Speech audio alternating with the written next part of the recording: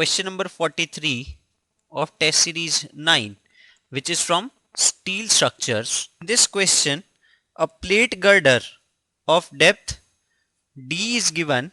This is depth D, whose neutral axis is located at depth of D by 2, and it bears a concentrated load P through distribution plate of width 0.5 D, and it is given in the question that angle of dispersion of this load is 45 degree up to neutral axis. So this is 45 degree, this is 45 degree, as a result of which if this is D by 2, this comes as D by 2 up to this point, D by 2 thickness of distributor plus D by 2 on this side.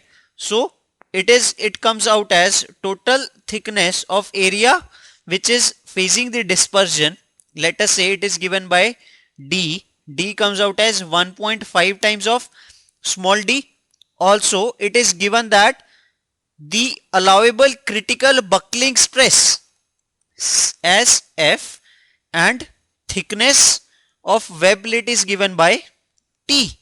So if we talk about the load carrying capacity P, that will be sigma multiplied by area that is bearing the load.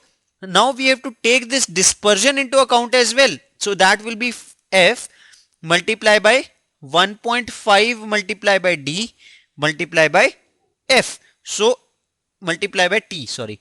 So it comes out as 1.5 dtF. So correct answer for question number 43 is C.